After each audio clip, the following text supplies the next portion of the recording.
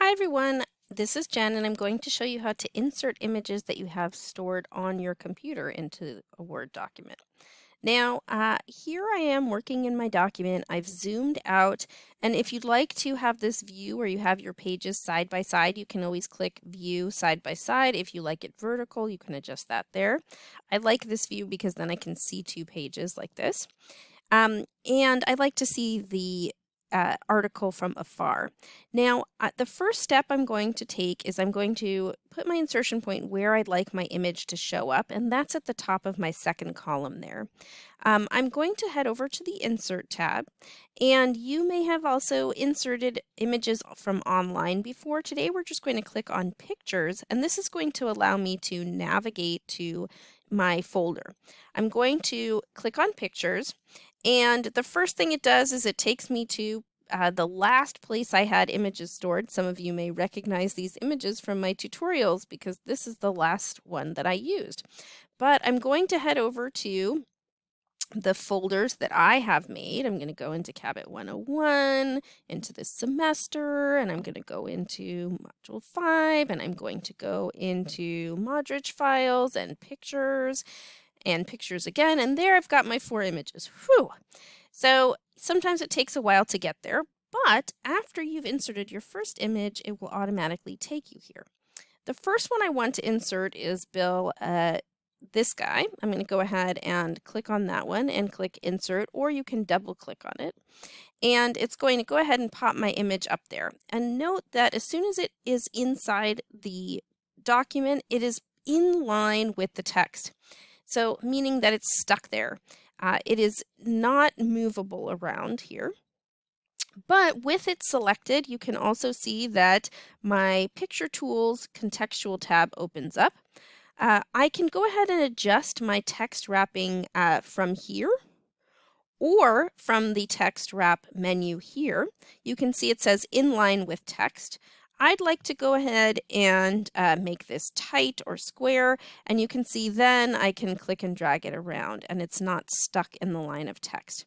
And I also want you to note that as you insert your images, yes, maybe your layout is going to get messed up, and that's okay. Oftentimes, as I've mentioned before, when you have a multi-step process, you're going to insert something and it's going to mess up what you had, and you're going to go ahead and slowly fix it step by step. Now I'd like to insert the rest of my images in the same fashion. Now this time when I click on Insert and go to Pictures, note that I don't have to navigate again because all of my photos are stored in the same folder. Yay, that saves a lot of time. So the next one I want to put in is of the first laptop, which looks kind of clunky now, but it was really cool back then. And I'm going to insert that in down below here. And then over here next to awards and honors, I'm going to go ahead and again hit insert, pictures, find Michelle Obama, and insert there. And last but definitely not least, I've got my image here, insert, pictures, and Bill Modrich too. So I've inserted all of them. Now I have 3 pages again. Wah, wah, that's okay.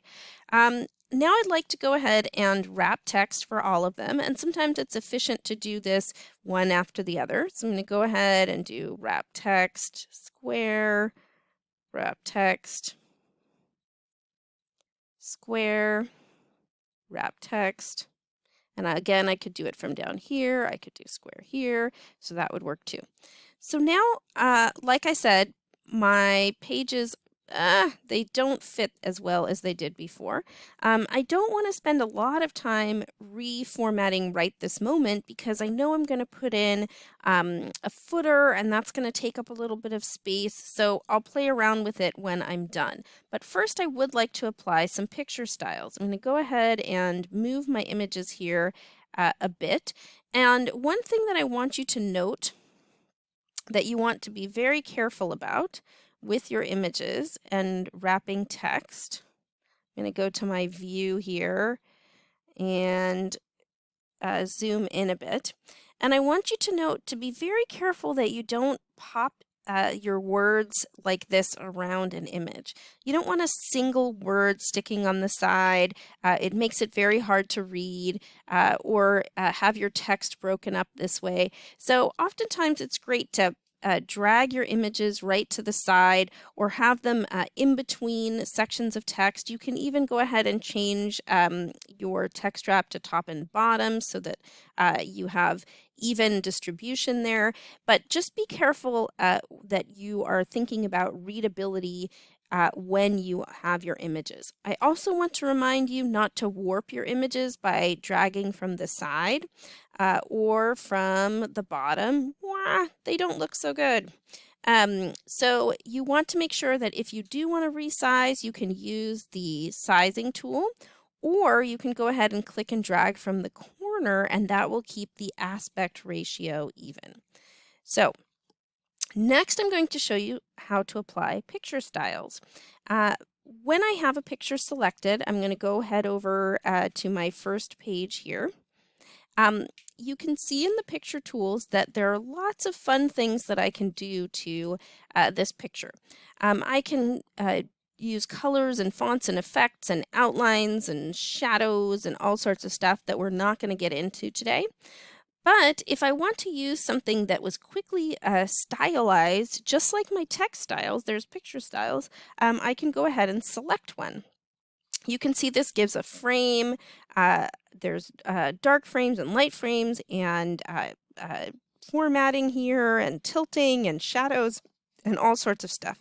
Just do make sure that when you do apply a picture style that it does match the image and the report or whatever you're using it for, your newsletter. For example here, I wouldn't want to use this soft edge here because it chops off poor Bill's head at the top there, which wouldn't be very good, and just makes the picture look a little odd. Same with this one.